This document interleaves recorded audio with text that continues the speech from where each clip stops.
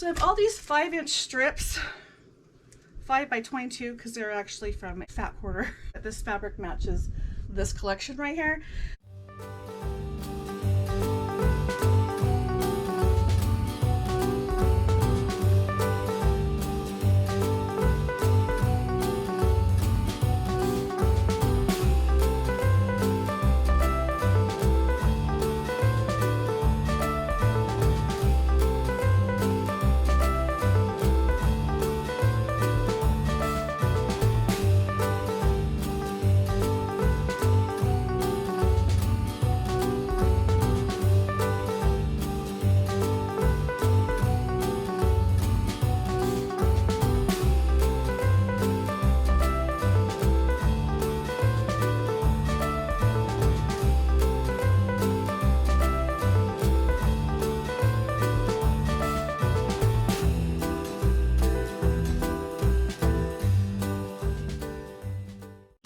The layout of this is this.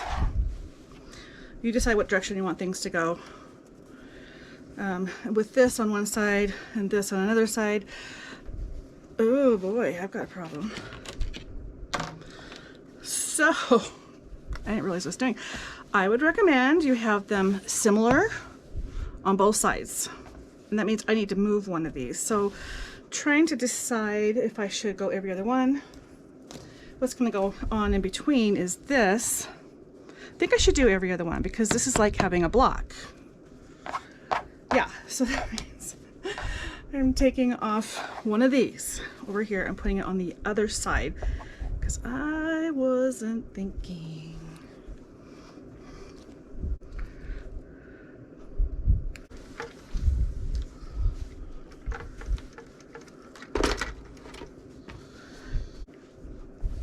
So this is how this is going to go. Now I'm going to take one of these and one of these and I'm going to put a little border on it.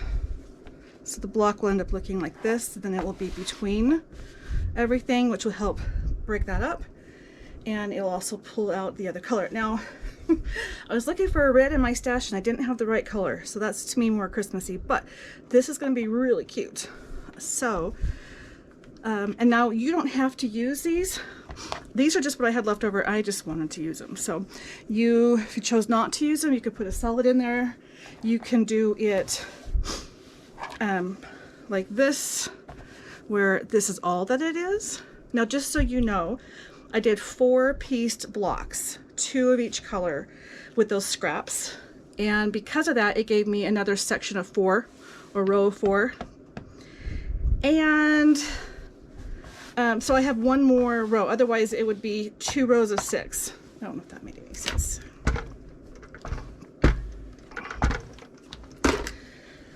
So you would have something like this. Or you can break it up, put something in between it. Candy cane stripe would be really cute in there. Okay, now maybe I will do that. Hold that thought.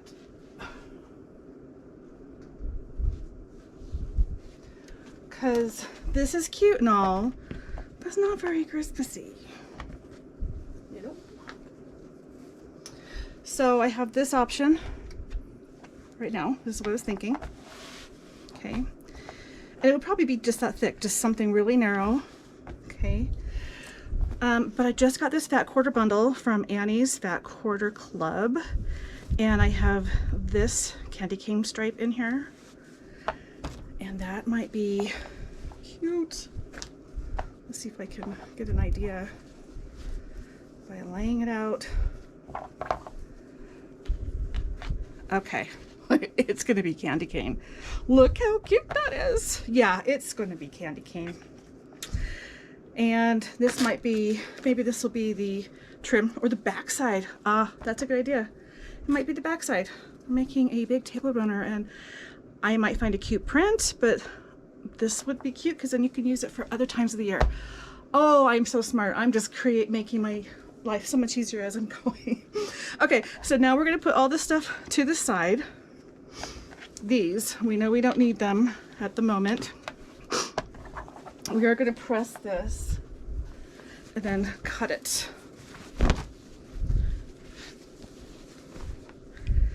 Candy cane, here we come. I'm going to make 1.5 inch strips.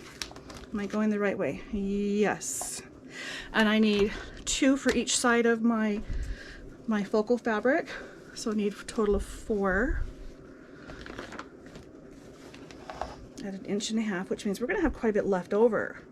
I don't think I'll have enough to do binding, but I might have enough to do like a really small secondary border. Let's see.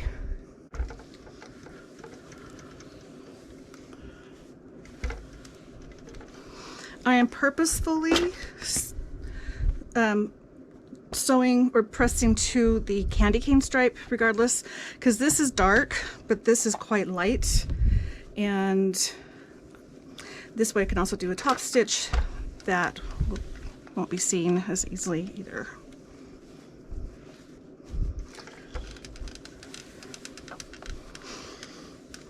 Oh, this is so cute. Can I say how pleased I am with myself? All right, now I have 2 things I can do. I can make these go the same direction, or I can turn and do 1 in each direction. That way, no matter what side of the table you're sitting on, you get one of them that's facing you, because the other blocks are tumbling, plus they're not directional. I kind of think I'm going to do it all one direction, because it kind of was messing with my brain a little bit. Okay, so now I'm going to sew these blocks over here, putting the light in the same spot on both sides so it mirror images, and doing the same down here. So the light is here. So light's here and dark's here, and maybe I don't like that. I don't like that. I like it this way. But I'm a mirror image right now, so that's good.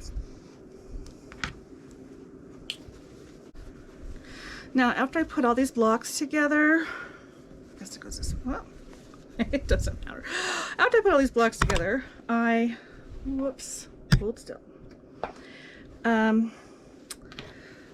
This section right here is a little bit long. So as I'm putting these on here at the candy cane, I'm actually centering those blocks on the candy cane strip instead of trimming those down. I'll do that at the very end, trimming everything together.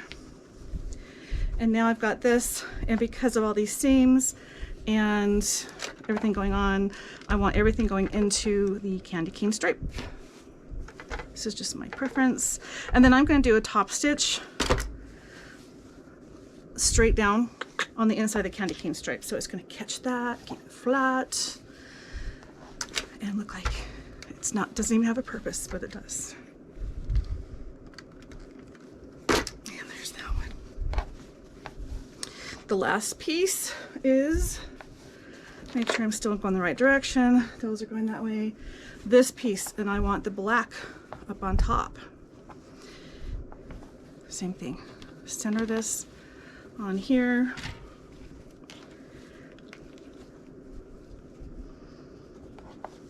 See how it's just a little longer.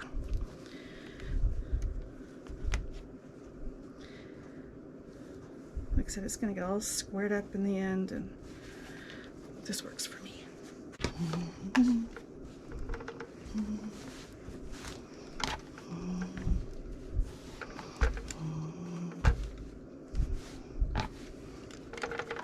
Alrighty, here is the front of my table runner so far.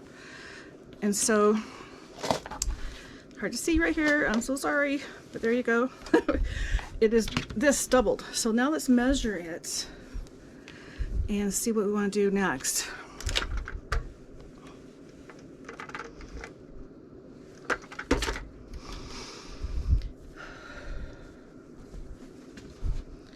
This is 23 inches wide, so it makes it 46. So it's 46 by, and now we know we're a little bit wide, but I'm going to use the wide measurement, by 18.5, almost 19. So now at this point I have a choice to call it good or maybe add to it. I am thinking because I have this, I should put more and put another strip over here. Maybe I have enough for my binding.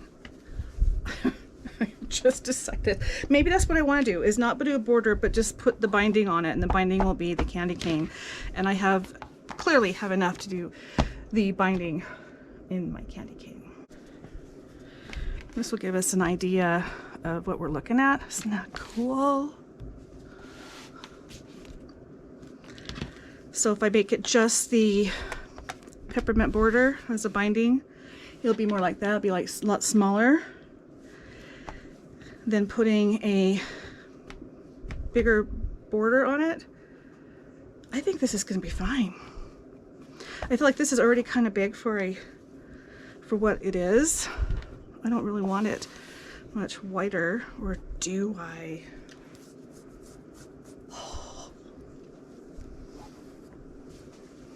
Going back to this. I don't think I have enough to do I have enough to do the back, barely.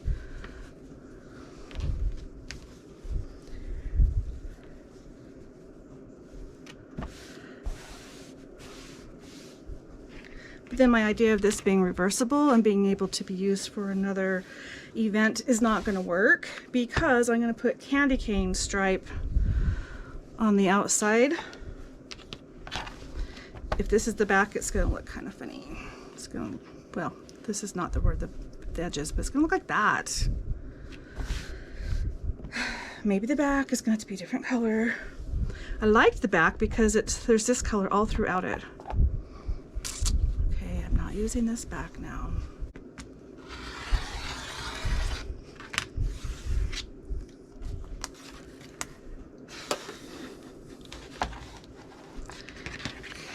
Now I'm even tempted to make this, the two end pieces, the same as this. So when it comes down to the border, it is uniform. It won't make a big difference, but it's my choice and that's what I want.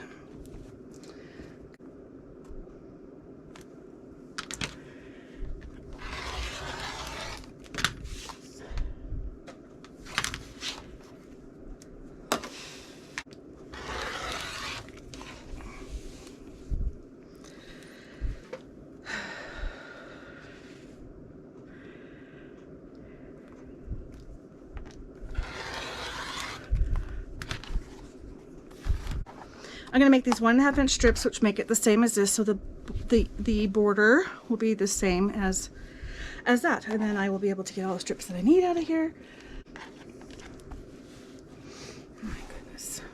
My goodness. And we're not making it too much bigger, because I really didn't want it to be too much bigger. And I'm slightly off, and it's okay because it's the outside that will be absorbed into other things. Okay, so there we go, like that. Not cutting you because I don't need you cut. I'm going to join these. I am not going to join them on the diagonal because I don't need to, but I am going to do my best to fussy cut or mend these so that they look seamless. Let's see.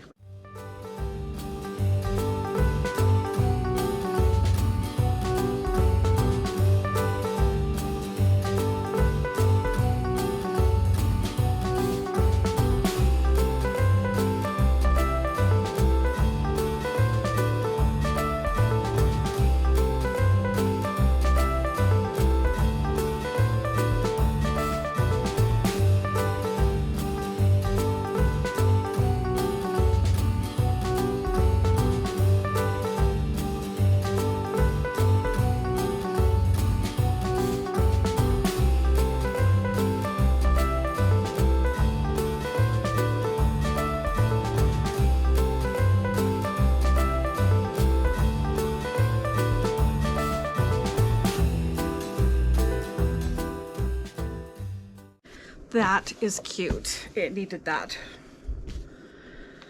So now we're going to put the inside in. We're going to do self-binding. I'm not going to put a binding on this. So we're going to put the back on. I'm going to turn it inside out and quilt it. However, it's not going to be that simple. We are going to add Insulbrite to this. And what we're doing is we're making it kind of like this, where this is the thickness that it's going to be. I don't think we need it any thicker. And it will be the table runner, but it'll have the Insulbrite in it, so you could put your hot dishes right on it. Put 2 layers of Insulbrite in there, because this is not just to be used as a short-term move something. It will be like a hot. I'm going to do that. I'm going to put 2 layers of Insulbrite on here to play it safe. How about that? Next is to cut my Insulbrite to the size of this, as well as my backing fabric. This is my backing. So let me get my measurement on this.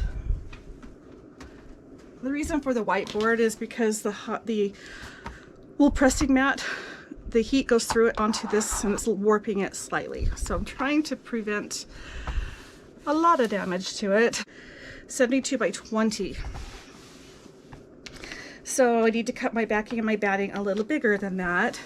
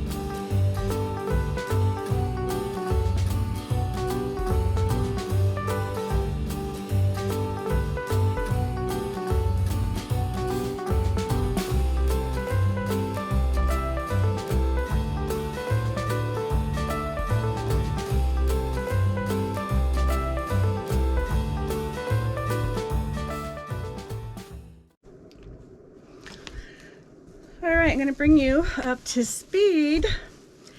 So, I took my table runner and I cut 2 pieces of Insulbrite, which is this stuff for hot pads. And I did 2 pieces because I want this to be an insulated table runner, so people can put hot pads right on here. So you don't have to still put a hot pad and your decorative thing on the table. So 2 pieces. And I just folded it in half and cut it, and it ended up with the 2 reflective pieces on the inside. I don't know if it makes a difference. That's just how I built this one. And then I cut my backing piece to the same size, a little bit bigger than I trimmed around. But I put everything down, face down, on top of the Insulbrite. So I put the Insulbrite first, and then this piece, and then this piece. I stitched around it and I turned it inside out. And the reason I want to do it in that order is, you can see right here, it turns the seams, the open seams, to the back side. So it's nice and flat on this side, and there's a little bit of a ridge back here, but we're going to do a top stitch, but it's going to keep it nice and flat. Now we're over here to the opening. Leave a big enough opening to get it through there. I went ahead and creased that down as well as this, and now I've got this big piece of batting, and honestly this might need to be thinner when I'm all done. So I'm just gonna trim this because I don't know if, okay, maybe. Yeah, I don't feel so comfortable thinking this is gonna turn out well with my top stitch and all those layers. So it's just gonna be a tiny bit thinner. It's not gonna have the roll. And I'm trying to figure out how I wanna do this.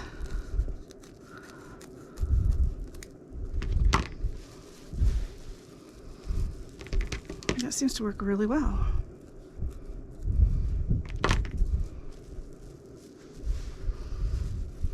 Okay. So now, is this, I think the red piece needs to, no, maybe not. Maybe not.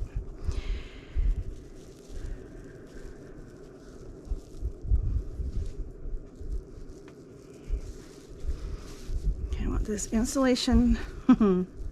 This is tough to think about. Okay, I'm going to take this and fold it up and over the batting because everything is on the back side.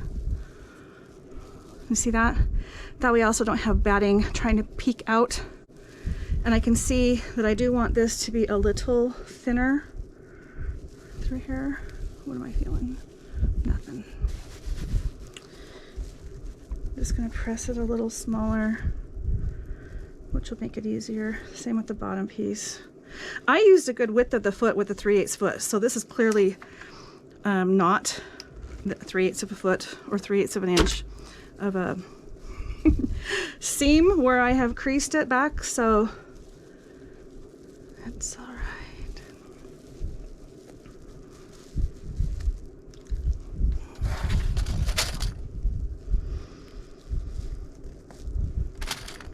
So we're going to do a top stitch right on the edge. You can do hand stitch by this. Then I'm going to go out the width of the foot and go around it again.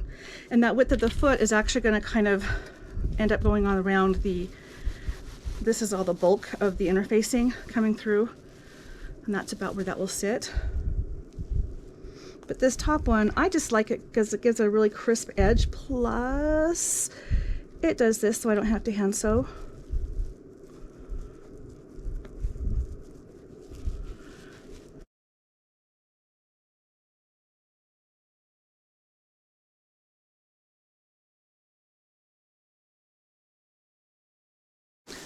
Right, I have gone around all the edges and done a really tiny seam, which actually matches all these top stitching seams that I did before I put the batting on there. And I did paste a couple pieces together, but they're kind of hard to see. All of my candy cane looks the same. Okay, this is my edge where I turned, and I'll be honest, I'm not really happy with it. I would probably do things a little differently. I decided to cut the bulk out, but the bulk actually makes it quite noticeable that that's different than anywhere else. So maybe don't cut the bulk out, fold it over. I didn't want to go over it again. Don't want to draw attention to it, so you have to look real hard and it's on the end. So that's why I did the end instead of one of the big sides. But here it is. So the back has not had anything done to it. I would like to do some kind of free motion quilting on it. Just kind of go all over. At this point you have to be super careful that it doesn't bunch or pull. So in addition to the fact that these corners and the sides are anchored, I'm going to put pins all throughout the middle and then do my free motion, just kind of a stipple, which I'm not going to have you watch because I'm not sure how that's going to turn out. This is how it is up to this point. You could, it's totally up to you. I chose to do my stitching before I put the batting on. You could do that right now if you hadn't done it yet, and then it might actually be cute because it'd be kind of a puckered look. If that made any sense? It would stand out. This can be done. I would not recommend washing it without more quilting. So even if you just went straight and followed through here, you could be good. I want to make sure that there's some kind of quilting that goes over my little pieces and I don't think it will wash very well if it's not quilted. I just finished quilting this. Did this cute little just a crisscross, and went again around the candy cane part again.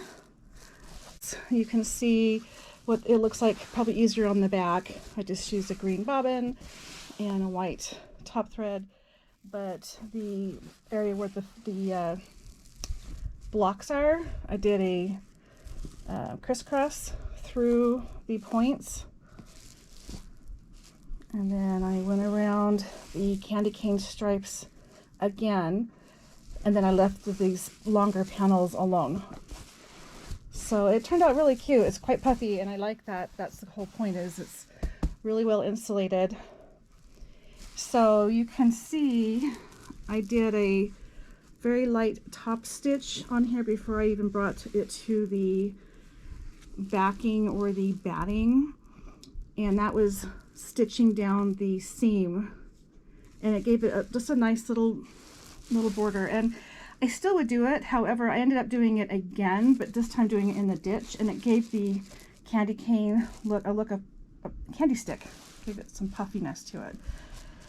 So I still like that I did it earlier because I pressed all my seams in, and this way I was able to stitch on top of that, where in the ditch I would be missing it altogether. So to me, that's why I see the point in doing it that way. But it looks cute, and that was just my little way I finished that. Again, the back has green, and it's very forgiving when you match the back to the front or the thread to the back, I mean.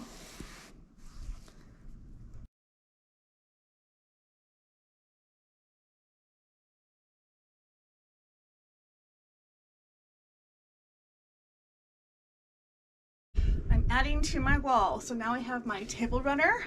That's an insulated table runner, so you can put your hot plates right on it. And I have my coordinating little bags. So this print, this one, and this coordinate with the pieces that are up here. I use a completely different print on the back, but look how cute that is. It coordinates, and it's still wintry and Christmassy, but yet it's a different shade of green. And then this is another bag that I made. So the bags were made in the last Monday Makers video, but they're still here because I'm adding to them. Tell me what you think about this. And look, you could give it to someone as a gift with little matching bags, or make a big bag and put it in there. So many things you can do with all these things. Thanks, guys. Let me know what you think.